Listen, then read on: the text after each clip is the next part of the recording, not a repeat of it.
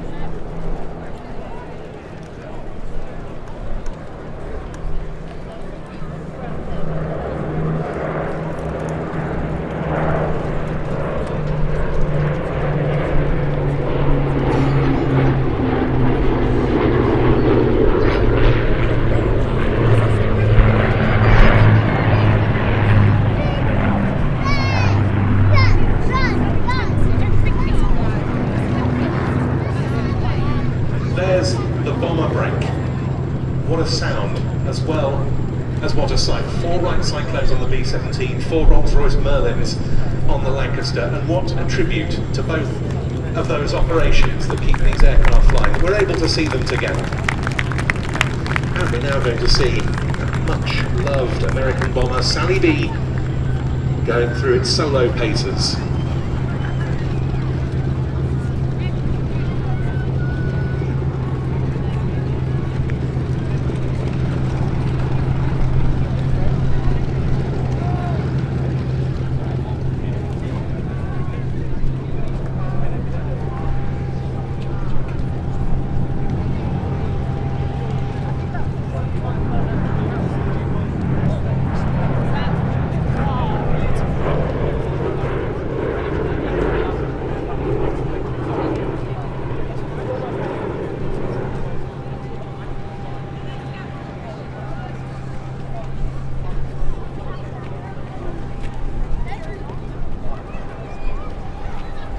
This B-17 was built in 1945 by the Lockheed Vega plant at Burbank, California, and it was delivered to the US Army Air Forces in June that year. They used it, they and the subsequent US Air Force, when it became an independent service, as a trainer and test aircraft until 1954, when it was sold to France's Institut Géographique National as a long-range mapping and survey platform.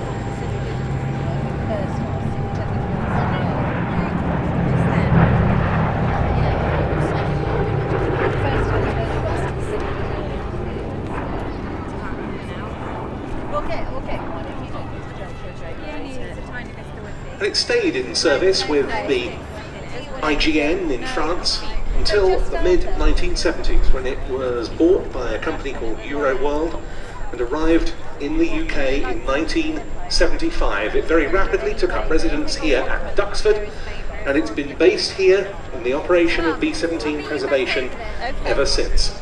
Very sadly, the early mastermind behind the aircraft's acquisition and operation, Ted White, was to lose his life in an aircraft accident in the early 1980s.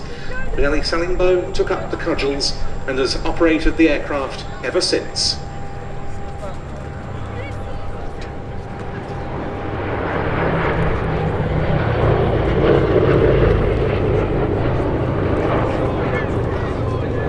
And it operates very specifically as a flying memorial to all the US airmen who were killed in the European theatre between 1942 and 45. The 8th Air Force flying B-17s and B-24s indeed from bases in East Anglia suffered almost half of the US Army Air Force's casualties of the entire war.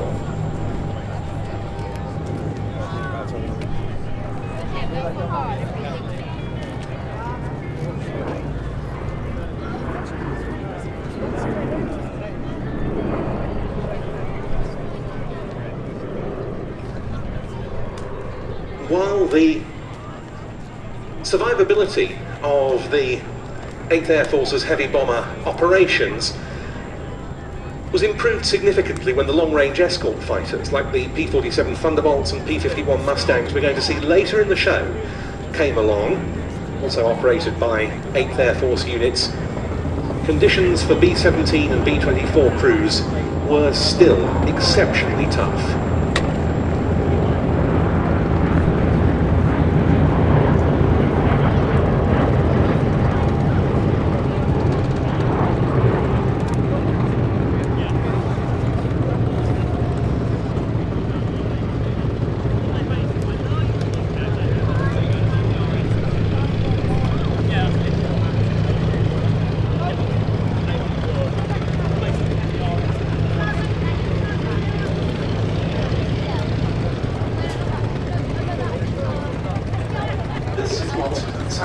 So perfectly commemorates why this aircraft needs to be kept flying for future generations. The final pass coming up is pointed forward with smoke on to simulate 2 damaged engines. And apart from the bomber crews of the 8th Air Force, it also commemorates the members and thanks the members of the Sally B Supporters Club, whose memberships, devotion and backing help keep this aircraft flying.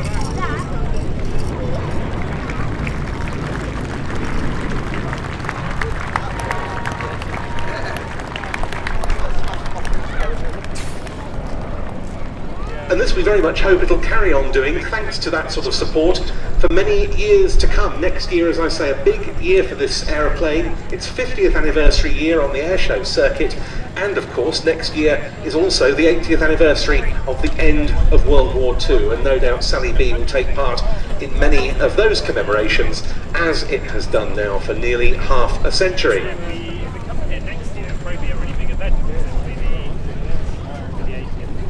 Don't forget, the crews of these aircraft and the B-24s were flying missions by daylight over occupied Europe against the threat of flak and enemy fighters. And even though the B-17 was a legendarily tough aeroplane, I'm sure many of you will have seen some of the pictures of the states in which some flying fortresses managed somehow to limp back to the English coast and land.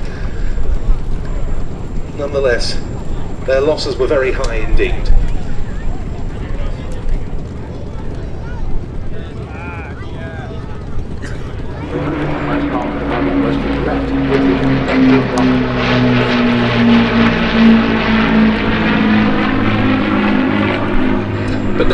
quick solo display from the Royal Air Force Battle of Britain Memorial Flight, the Avro Lancaster.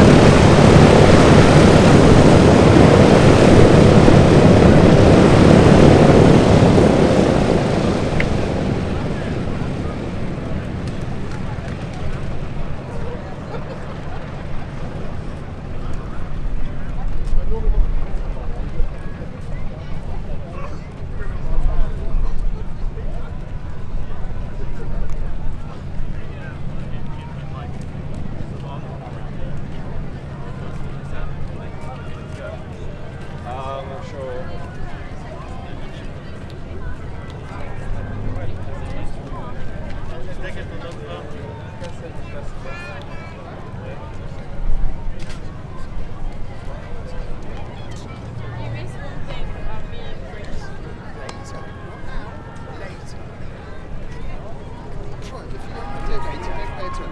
Cheers, mate. Well, for it. Okay, come on, quick. No, it's not.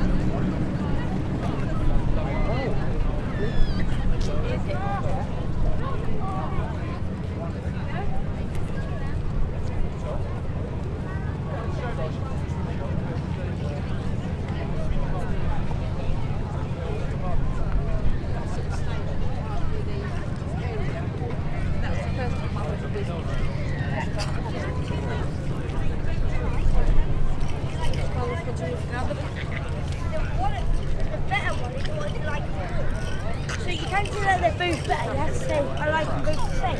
That's really nice. Thank you.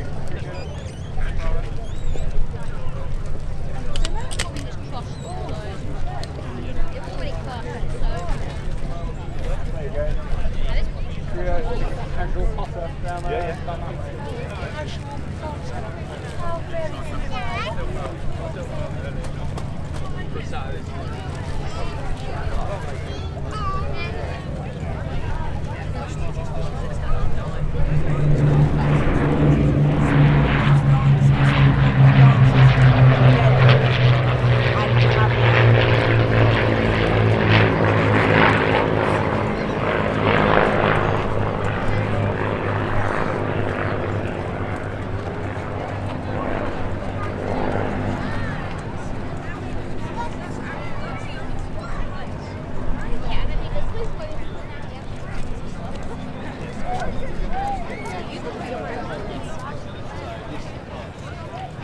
This has, of course, been a difficult year for the Battle of Britain Memorial Flight, with the loss earlier in the season of Squadron Leader Mark Long in a Spitfire accident.